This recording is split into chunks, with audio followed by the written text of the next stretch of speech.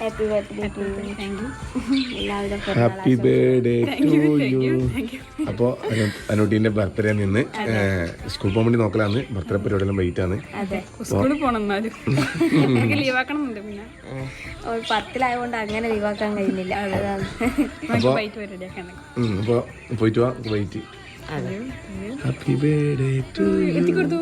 ഇറങ്ങി വലിയ ഇടാന്ന് 2 ഉമ്മെല്ലാം തരും. എന്തായാലും വൈകിട്ട്